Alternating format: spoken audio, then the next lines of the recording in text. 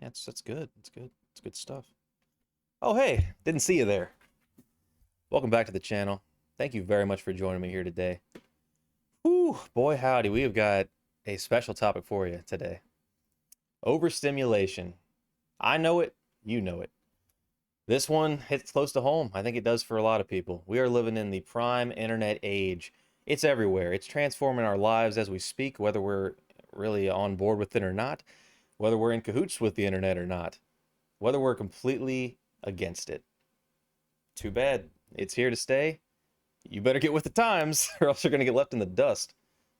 That's a subjective opinion. I'm totally on board with anybody who wants to turn off the phones and the computers and even the television and just go full monk mode. More power to you. And I do want to talk about limitations today, as well as what having none does to your psyche.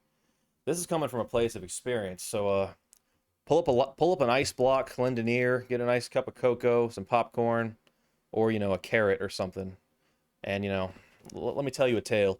So let's say that we're looking in from the glass. You're looking out through that window there with the blinds shut, watching me, 26-year-old, rotting away. Okay, watching just constant movies, video games, shows, all the time for years, going to work, coming back, doing it again, rinse, repeat until 4 years have passed, essentially. And then you're looking back like, wow, really? I really did that. That's what no self control looks like. Maybe you don't want to talk about that, and that's totally fine. I like to give examples for all of these videos because I feel like that's the best way to reach anybody who decides to click this video. And if you did, as always, thank you very much. That means the world.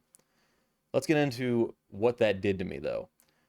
Having consistent voices in your head, and I'm not talking insanity, we'll save that for later.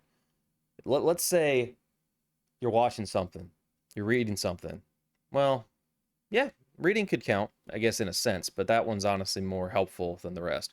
Let's stick to watching for now, or being influenced by something. You're on social media constantly, seeing what somebody posted, seeing who's doing better than you in life. Then before you know it, you're getting depressed and you decide to watch a movie. Then you're seeing this brand new world with people doing other stuff. That starts making you depressed too, because they're doing exciting stuff that you're not. You're just sitting at home. Then before you know it, you're cracking open a cold one with or without the boys and ordering some McDonald's, and you've had the most depressing day of your life. Well, try that on repeat for about 4 years straight, and then I could tell you a life story. I'm not here to roast myself, but I am here to try to honestly make you feel a little better if you're going through a serious sensory overload of too much internet, too many options, because there are just way too many these days. I will say this about social media: it has absolutely opened the doors to meeting people all over the world, and that's great. But those who don't have direction in what they want to do with their life, and it takes a long time for that to happen for anyone, and some honestly never do. But let's say you don't yet, and you're just consistently looking at all these successful people, whether they're lying to you or not, because a lot of people go on social media and fabricate their lives to make it look like they're super popular or super this, super rich, super whatever, and that just bums out the person looking. I mean, then before you know it, we're going into celebrity worship, and you've got all these like, fans or simps, whatever you want to, whatever terminology you want to bring onto the table, and that's inflating the other person's ego, but it's honestly bringing down those who are just the spectators. That's another topic in general, but we're going to get to that eventually. For now, let's stay focused. When you consistently indulge, you're losing yourself. I thought of this quote a little while ago, and I wasn't sure exactly how to speak it into existence, but there's really no way to sugarcoat it. I think when it comes to having a million options at our disposal, too much freedom turns us into slaves. I believe we need to limit ourselves as far as what we put into our minds, into our bodies, into our environments. I'll tell you this: currently, I'm not living in the most exciting area. I mentioned that in a couple videos ago and said my situation sucks. I'm not saying I want to retract that statement, but I don't think that's the best way to put it. My situation is not exactly what I want. So, to sort of, fix that and fix my thinking, I hung up posters of stuff I enjoy. I have all my games set up. I have books and stuff like behind me. That makes the environment more uplifting and exciting. It makes me want to get up and pursue things. That's what I'm talking about. That's what I think having your own thoughts is worth most of all. Writing down your ideas, just making a mental note of what you believe. This is another thing where hive mind plays into it. We're consistently being told what to believe so much that I feel a lot of us just lose touch of who we are in general. Being overstimulated is a massive problem. And all of those things culminate through just massive internet intake, massive media intake in general. Something like the news could qualify for this. It doesn't just have to be the internet. Watching a consistent amount of depressing media will mess your mind up. It leads into a spiral of self-destruction. And I speak out of experience here. I'll get into more detail in a different video. But for now, let's stick with the more casual stuff. The news, internet, shows. I'm not saying it's bad. Limiting your intake is crucial. And you can still enjoy the things you like. I want to tell you this. This is just a bit of advice from experience. When I sit down and read a book, like the one I was just reading, it's great. Usually nonfiction or self-development books put me in the best mood because it's looking in from the outside of someone who was successful, but I don't really know too much about them. It's just word to mind. I can put the pieces together in my own head, and I don't have their big Lamborghini and beautiful family and, private island staring back in my face to bum me out. I think that's the best way to do it as far as if you're still getting started and changing the way you think about things. Books are great. I can't recommend books enough. Personally speaking, comic books are awesome as well. They're kind of like a happy medium between movie and book. You got the pictures, but you're still putting the voices in your head. The story is being told to you in a sense, but you are still in control of what that character is ultimately pursuing.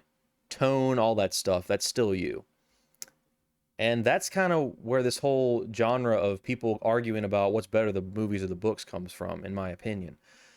Personally speaking, comics and a couple novels, I'm usually the one observing the movies first. But after I read the Witcher novels and watched the show, I'm definitely team book as far as that's concerned. That's just one example. And I totally get it. When you're reading a book, the characters, their motives, their dreams, their ambitions, that's all you. You're putting the character to page and reading it off in your own head. But once the movie comes out or the show, those ideas aren't yours anymore. In fact, I'll be the first to tell you, when I was reading the Witcher books, I had a specific voice for the characters. Now I also played the video game, so those voices popped up in my head as well. But for a couple examples, and if that's not one you want to relate to, and it's a little bit too like, what's the Witcher, dude? I got you.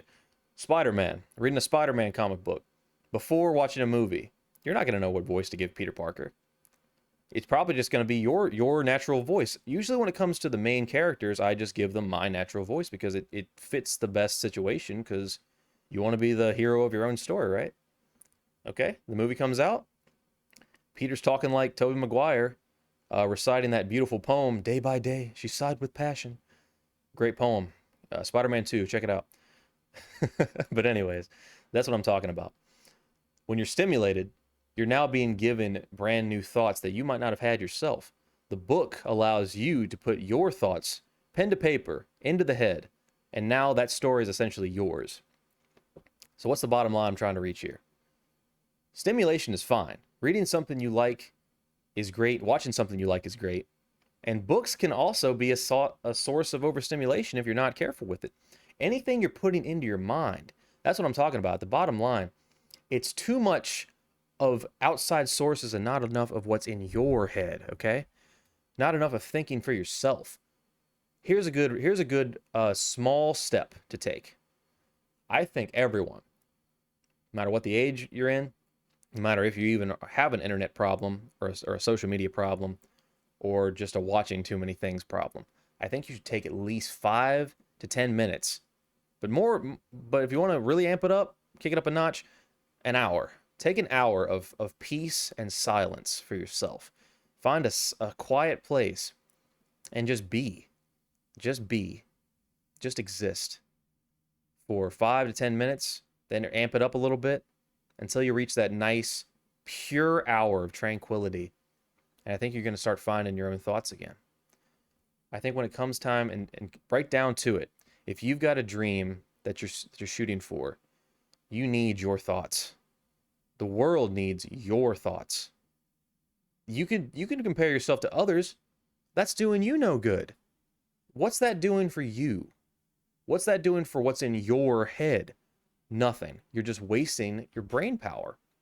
We've all got a story to tell, no matter what that story is. Maybe that story is following in your family's footsteps, or maybe that story is completely going against the grain and carving out a path for yourself. Who am I to judge? I'm not here to judge anybody. And I never will. But basically, that's what I'm trying to get at here. Being so just drawn into the internet conundrum. This honestly starts building back into the hive mind structure. We're being fed so much, we lose ourselves. And I think it's time for you, for me, for everybody else to start taking you back, piece by piece. So let's get started. One day at a time, slow and steady. And you just might like the person who isn't being fed. Starve your head a little bit. It's good for you. I'll wrap it up there. Thank you guys very much for watching. It means the world. I'll be back soon, and see you in the next one. Later.